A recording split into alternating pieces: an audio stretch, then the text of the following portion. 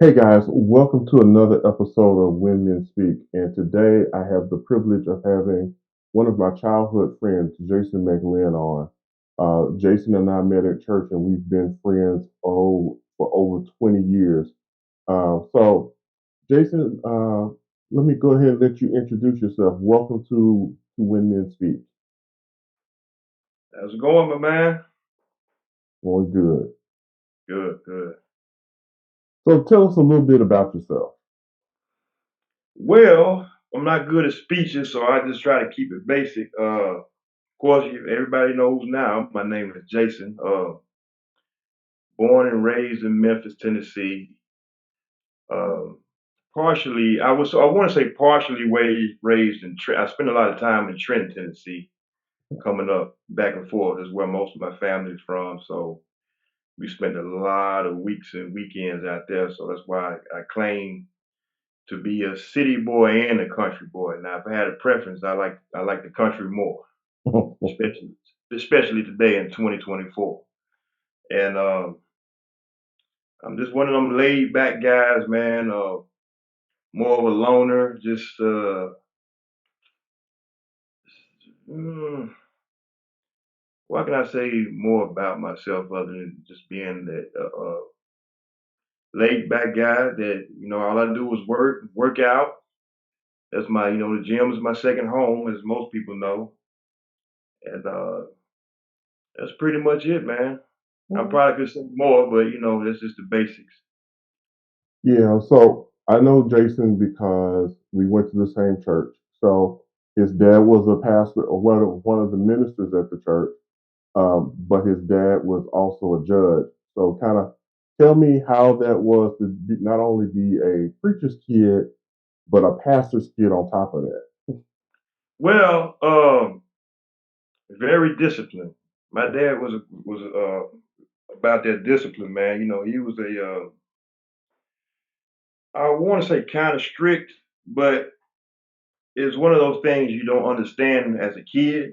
You Right, understand it as you get older, and then you had to understand with he spent so many years being an attorney first, right, and he had so many young black men coming through the courtroom over stupid stuff that I can understand that when he comes home and looks at me, you want to do everything you can to keep me out of that courtroom.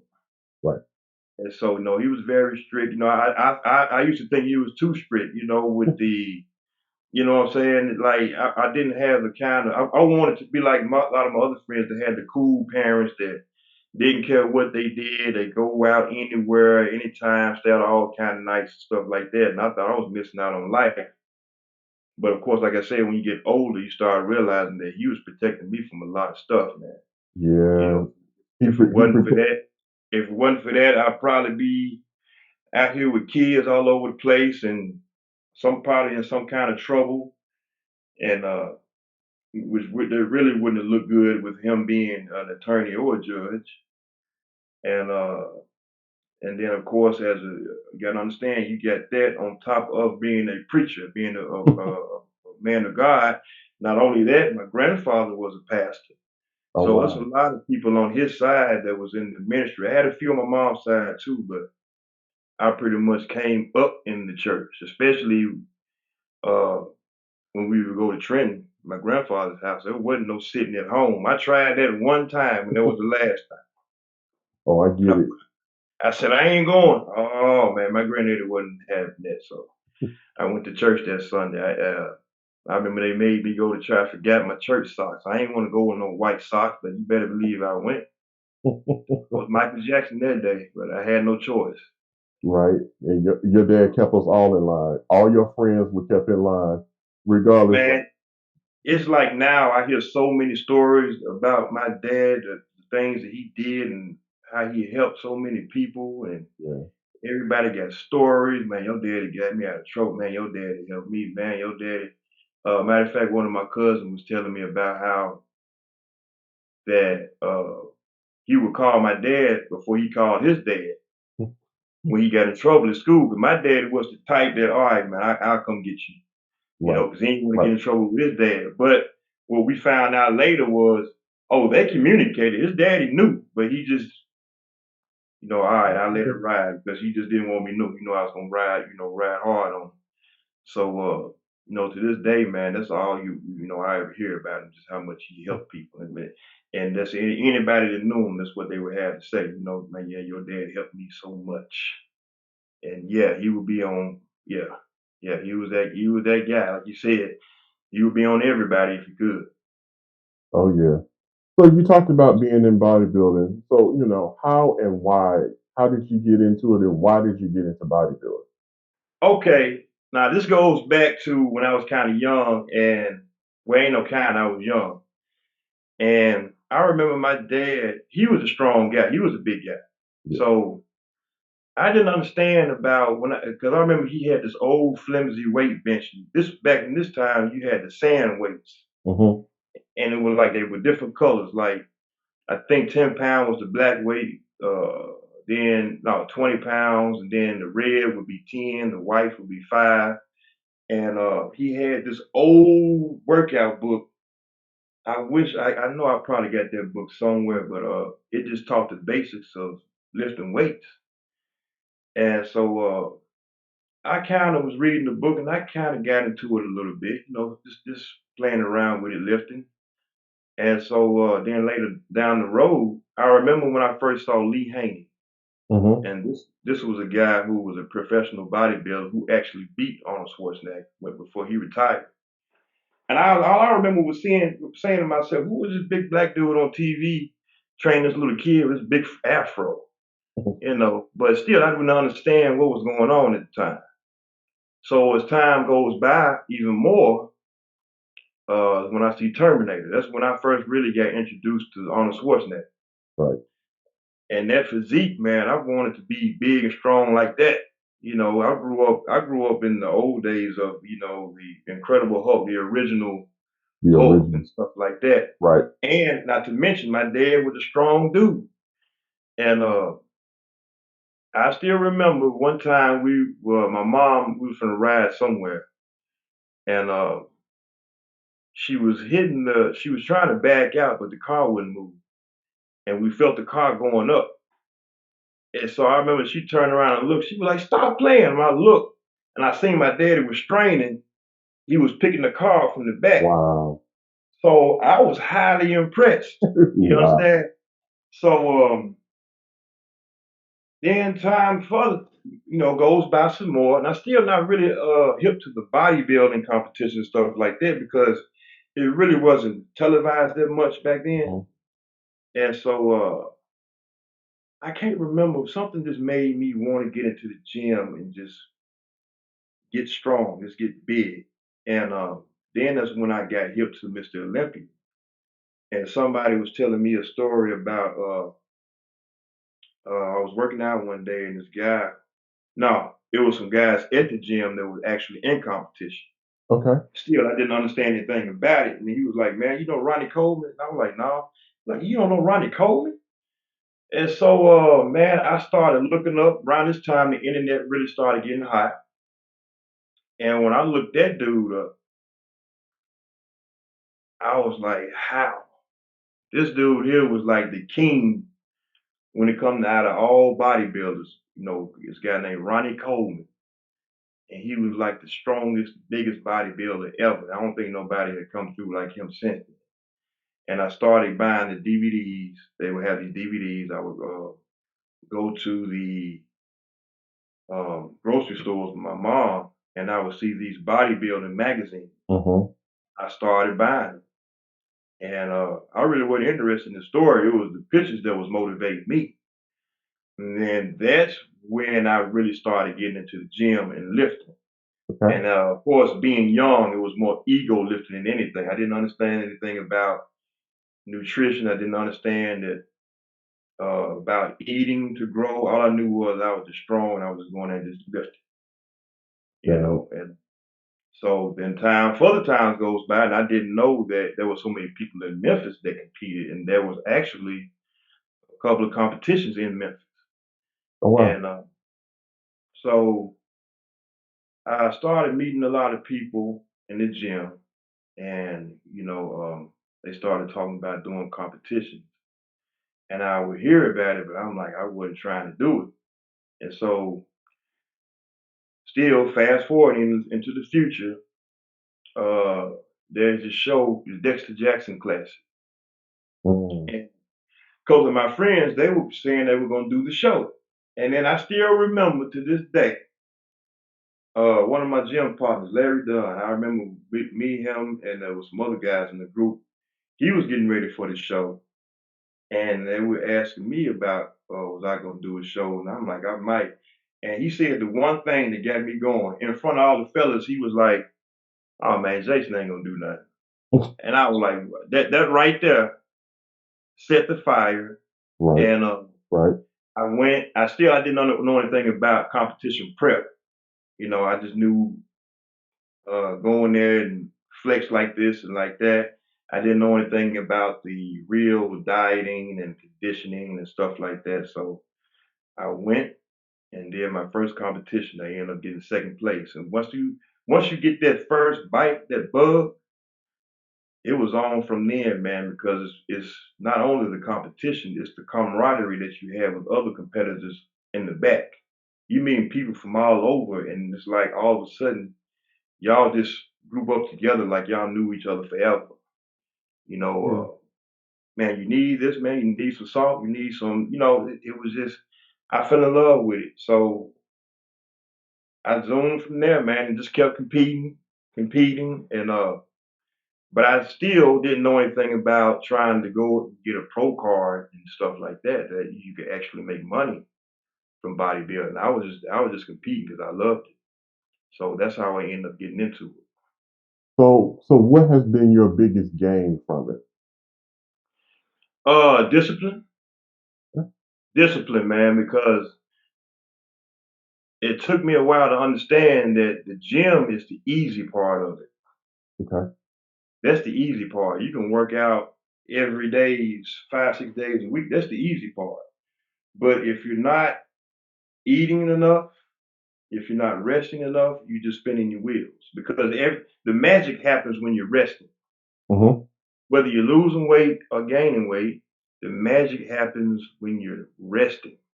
And that's how a lot of the top pros did it. They had these contracts that had paid them so well to where they didn't have to worry about a 9 to 5. They were able to just eat, sleep, and train all day. Oh wow. So if you got the advantage of training, eating, sleeping, waking up, eating again, sleeping, training, eating, sleep. If you have that ability, man, you can go pretty far as building your physique. But like I said, same thing for losing weight. Losing weight doesn't mean you have to eat a whole lot less. It's just you have to change what you're eating, and you have to break your meals up into sections to keep your metabolism going. Right. Because if you're just eating 2, 3 meals a day, your body is going to hold on to all that because it needs energy. And if you're not working out and just eating like that, then yeah, that's how you end up getting fat because the food has nowhere to go but to just give you energy, and the rest of it is going to go somewhere and sit as fat. I ain't mean to try to get into a lesson about it, but Not a problem. Not a problem. I mean, but yeah, that's what it's about. it brought a lot of discipline in my life, and I feel like it did a lot for my health. Because at some point, growing up, I used to get sick a lot with these sinus infections and stuff like that. But after so many years, man, it's like I rarely ever get sick. The last 2 times I got sick was I had COVID a couple of years ago. And since then, I might have got slightly sick once, but that was because uh, me just not taking care of myself. I came out, I was hot, sweaty at the job. Then it was cold and raining outside. I didn't have no raincoat on, stuff like that. And then at my job, the part of the place, the heat wasn't working, so it's like I'm in heat, cold, and they Oh kind of wow. got. But besides that, because I really still haven't figured out the answer to that, but for whatever I did, it turned that switch off, and like now, man, I barely ever get sick. And so, I count that as a blessing. And I guess that the reason is because I just work out a lot. Just like Okay. when people ask me how you eat so much and you don't gain no weight because I'm always working out. Right. Nothing, the food doesn't have time to sit in my body and get fat. I'm working out too much. Okay. You So, talked about competition. So how's competition and have you won anything and have you gotten your pro woo, man, I've won quite a few. card? Uh, if you can see, I've won some. I've lost some. I've done pretty well. And then there was a time in my life where I got really stressed out. I got sick from it, from allowing myself to be stressed out by a lot of stuff, unnecessary stuff that I had in my life that I had to get rid of. But by that time, it was too late. It took a toll on my body. And so I took some time off from training. Then when I came back, and this is a quick good story. When I came back, it took me a while to get myself back together. And I was ready to get back on stage, but I just couldn't find that spark. Hmm. And so one day, because one of the gyms that I was a member at, there was a lot of people that compete there, and they Okay. were having another show in Memphis, and everybody was trying to tell me, Jay, you need to go ahead and do this show, man, because they was looking at my physique and were like, oh man, all you got to do is drop water, you can jump in the show. And I'm like, nah, I'm not gonna do that. I'm not gonna do it until I feel like I'm ready, because Right. we're our worst critic in bodybuilding. We Okay. never feel like we look good enough. So, excuse me, they convinced me to just go to the show, which I didn't want to do that because I'm not used to sitting in the crowd at a show. I'm used to being on stage. Okay. But I convinced myself to just go. Man, I went to that show. First of all, it was like it hit me as soon as I went in there and saw the crowd and people on the stage. And I felt so terrible because I'm not trying to discount people that competed.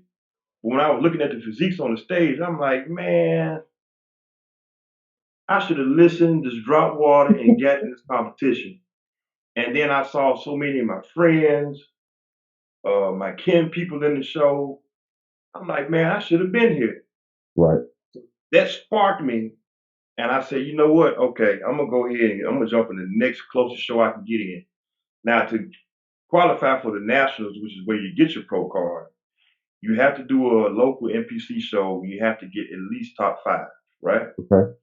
So I'm thinking I can look good enough to at least get top 5, and then I'll focus for the rest of the year and go to nationals.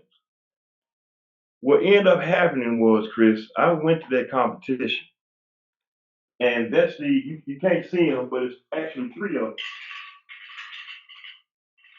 I went to that competition and walked out with 3 first place Wow. and overall, which is where that sword comes from. I got that for the overall. Oh wow. And I shocked myself like, man, I didn't think I was gonna do that. I was just trying to qualify to go. Now I'm even more fired up. I'm like, man, if I could do that. So I started immediately preparing for the nationals. And normally what we do is before going to nationals, a lot of us like to do a practice show just to see how we place. Mhm. And so I did a show right before that, and I ended up getting second place. And I ain't gonna lie, even though it was a practice show, I felt some kind of way about it Right. because I remember somebody screaming in the crowd telling me to open my back out because there was so many people on the stage. I was kind of scrunched up, so it made me look smaller and worse. Right. And still, I'm not taking away from not winning, but I just know that's where I messed up on the show. But it was good that I did it because now I know when I go to nationals to make sure I pose correct. That's the whole purpose of a practice show. Right. See Right. what I need to improve, and if I made any mistakes, don't make it happen at nationals. Hmm. And so after that, went to nationals. I think the following week or two. And man, a lot of people go to nationals. They go multiple times trying to get a pro card. Okay. My first national, I got first place. I got my pro card. I was good, But then, of course, they still bring everybody from the different divisions to come out and compete for the overall. I didn't care nothing about the overall. I just wanted my pro card. Right. So I went out there and so I'm gonna go ahead and do my pose and whatever, so I can get this out the way. Next thing I know, and the winner is number, I think I was 264 or something like that. Uh, but anyway, they called my name, man. I was so shocked. It took me a minute to walk up there and give him my trophy. I was like, and then I snapped out of it and I shook all the competitors' hand and went and got my trophy. Man, that was a feeling I could really not describe because I wasn't expecting all of that. I was just trying to do my best and hope that I got my pro card. But Right. my first go round, I got it, and so since then I've been trying to do my compete, go back to the pro card. But like I said, that COVID hit me, and that took me down for like months. It was my first time experiencing COVID. Hmm. Um, then I understood what people meant by the after effects because it took me so long to just try to get my wind back Right. and to get my strength back. And I started to prepare for another show when they found out they had one in Memphis, but that was that time I got sick. So it was like, I don't know, it seemed like something was trying to stop me from competing, but I still never gave up because I had a lot of other changes going on too. So I'm still trying to get to my first pro show. Hopefully, I'm actually preparing to do one this year, Okay. and I feel like I'm gonna do good. I just got to uh, stay focused because I'm really actually just now really kind of getting back to my normal self after everything that I went through as far as my Right. health. Right. And so now, man, that's just me. That's always my second home, and always will be. So I feel like that's why God blessed me to not age so fast. You know what I mean? Because He knew I was gonna be doing some stuff. It was gonna be late in life. So I'm blessed to. I'm 47. I'll be 40. I'm 46. I'll be 47 this coming Thursday, actually. Oh wow. And yeah, I'm still hanging on. I'm still trying to hang on to these 30s, man. At least I don't have no 40s body or nothing like that. I brag a little bit about it, but not much. But hey, I'm blessed, man. So Yeah. why not? Besides bodybuilding, have you done any modeling or anything like that? I used to do modeling before bodybuilding, Okay. but here's the thing about modeling that I learned: Memphis is not the best place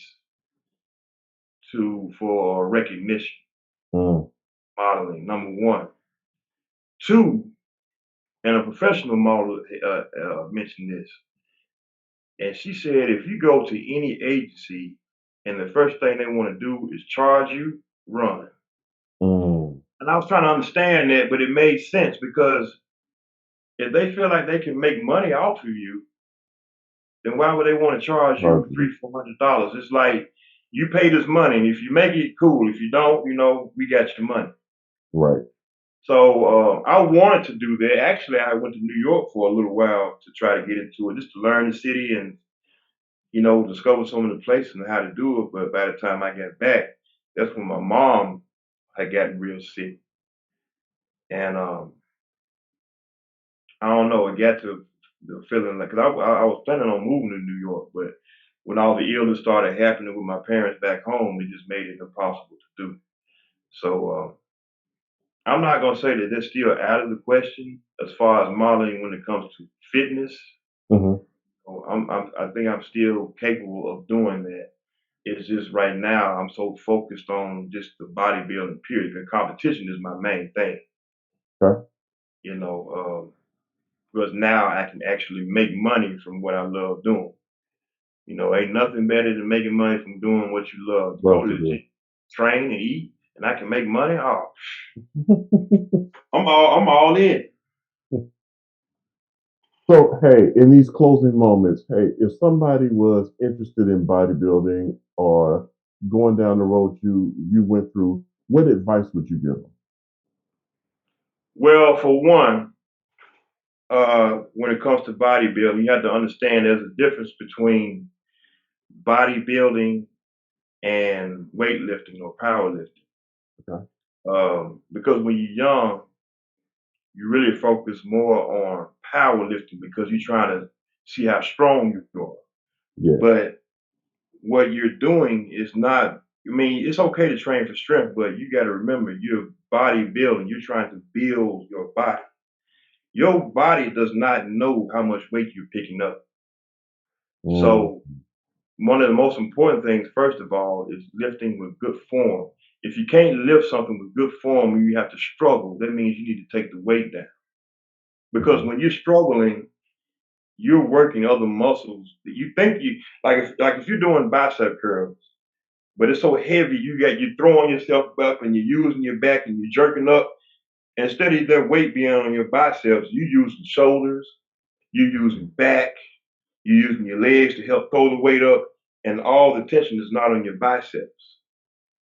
But the ego can make you say, well, if I'm not curling a bar with 245 on the side, then I'm not gonna get big and strong. That's far from the truth.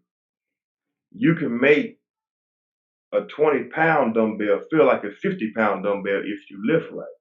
Yeah. Okay. So the advice I would have is don't focus on trying to lift the house. Focus on your form, feeling the weight, mind muscle connection. If you're working back and if you're not feeling your back activating, you're doing something wrong. When you're doing chest press, if you don't feel your chest being activated, you're using too much weight. You can use too much weight and you end up hurting your shoulders and hurting your elbows like that. I've done that many times because the ego can take over. And remember that the most important thing in bodybuilding is not the gym. I don't care. And see, a lot of these people, you got a lot of people out here thinking that they can hop on drugs and all that type of stuff and get big. Even performance enhancing drugs does not make you a big person. Mm, What you need to understand is don't pay attention to everybody else. Worry about your physique. That's number one. Two, if you want to gain, you have to eat. If you want to look like a bird, you eat like a bird. You want to look like a dinosaur, you have to eat like a dinosaur. You have to be faithful with that from Monday to Monday, not Monday through Friday, take a break on the weekend. mm, You have to get those calories in. You can't complain about, oh, it's too much food. Number one, where a lot of people get mixed up is when I say I eat 5 times a day, immediately you thinking 5 big regular meals. You thinking pork chops and gravy and one meal, and hamburgers and fries another meal, and some chicken and dumplings another meal. No. Now, when you eat like that, yes, it's impossible to eat 5 meals a day. But if you're eating clean, if you're right. eating baked chicken and the white and brown rice and the broccoli, you'll be surprised. You can eat a big plate of that and still 2 hours later you're hungry again because the Right. food has digested. Right. Versus you eating junk, it's going to sit there. And you're not going to be hungry for the next 5, 6 hours because you got all that junk that's just sitting in there still trying to digest. So you have to remember that. And let me see, the workout, the rest. Rest is important. Sitting up all night, barely getting any rest, it'll be almost near impossible for your muscle to recover and grow bigger because when you're up and moving around, your body is using energy. You're using your food as energy to keep going all day. But when you sleep, your body is using all that food to repair all the muscles that you're torn down that day. So that's why rest is important and being stress free is important, especially if you want to compete. Because one thing that can affect you, like say I'm in my last week and I'm dropping all my water weight so I can look lean as possible. Right. You can get stressed out one day, and all of a sudden your body would just flatten out. It'll just blow up because of what they call your cortisol levels. Go out. That's right, because you stressed yourself out. So you have to keep yourself stress free as possible. And I tell anybody you want to get into a show just one time and get that feeling. They have a novice. They got shows all over in every city, man. Get you a novice show, choose one, train, um, do your research. I mean, they got everything you want to know on YouTube. Yep. I tell anybody that, even people that want to lose weight and get in shape, there is no excuse if you can't find or can't afford to train the internet has everything you need to know. Yep. I don't buy any excuses, especially when it comes to that. Well, like, bodybuilding is one thing, but when people start making excuses about, well, I don't have time and all that, a lot of times people have time, they just choose to do other things with it. Right. You Right. can't tell me you don't have time, but yet you have time to go out drinking and eating with your friends all the time. That just means you don't want it. And It's not discipline. yeah, it's about discipline. You have to have that discipline in order. Some things might have to go for a while. Or if you really do like treating yourself, then earn it. You Mm. know, go all week, stay on your diet. Use that Saturday as the day to treat yourself to what you want to in one meal. You want some cake? Make yourself earn it. Tell yourself, well, I'm not gonna eat no more cake until I get drop at least 5 pounds. Treat myself that day, but when next week start, get back on the diet. But as far as what I say with the bodybuilding, you have to eat. If you're not eating, you have to eat more than what you usually eat. That's the only way you can grow. And Okay. I said, just focus on your form, and anything else you need to know is too easy. YouTube, you got a lot of these podcasts now, these different YouTube channels that tell you about everything you want to know. So it's just that easy. You have to love doing it. Yeah. You have to love doing it. I love it. You know what I'm saying? So I think I'm gonna be in the gym for a long time. I'm gonna be that old guy that's still in shape one. That's what I'm going. That's the goal. I'm not gonna be the old guy that could barely get around. I'm gonna still be in the gym because I've seen some guys that was in their 80s, and this guy was still. I wouldn't say he was doing more of a forearm curls with a 80-pound dumbbell. He was breathing hard with it, but he was in there walking Oh, around, doing just fine. yeah. So that'll be me, God willing. That'll be me a bunch of years from now. Well, hey, Jason, thank you for coming on tonight. Guys, thank you for joining When Men Speak.